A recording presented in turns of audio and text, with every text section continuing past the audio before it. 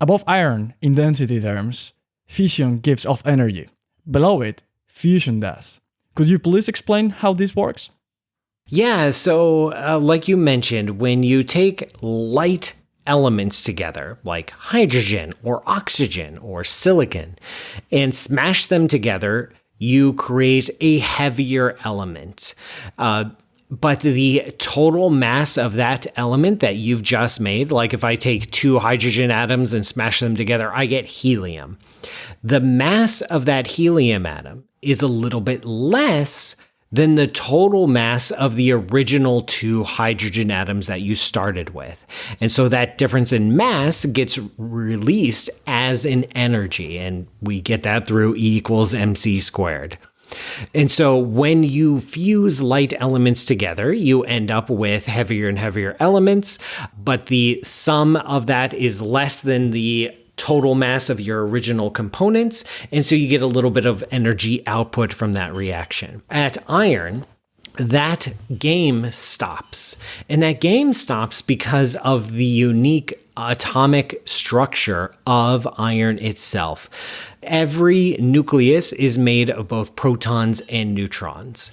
And once you reach a tipping point of the arrangement of protons and neutrons inside the nucleus of the atom, then smashing heavier elements together, if I take two iron atoms, for example, and smash them together, I do get a heavier element. I can do fusion. It's totally possible.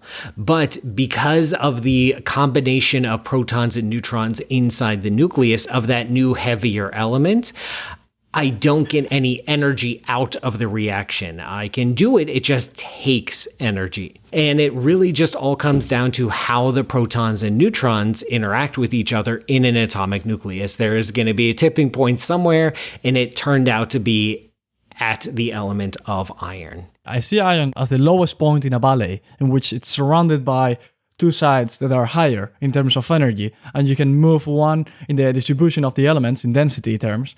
You can move to one side and derive energy, potential energy, and convert it into, in this analogy, to cinetic energy, transferring the element towards iron, augmenting the density from the ones that are lower in density, as you really well explained, towards the lowest point in this hypothetical valley that I'm explaining.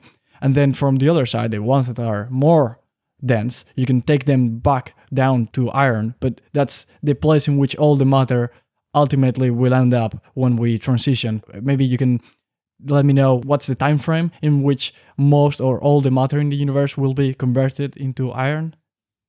Exactly. So over extremely long time scales, eventually matter devolves into iron, and then eventually the iron itself just slowly decays away. We are talking hundreds of trillions of years for that process to play out. So for some perspective, our universe is about 13.8 billion years old. So we are talking thousands, hundreds of thousands of times longer than the current age of the universe for that kind of process to play out. We're now talking about 10 to the 9th power in terms of how long the existence of the universe has been. 13 billion years is more or less 9 orders of magnitude, isn't it? Exactly. Yeah. So 10 to the 9th, and then trillions of years are 10 to the 12th power. So we still have like 1,000 or more than 1,000 times more time left in terms of not being surrounded by exclusively iron. Exactly.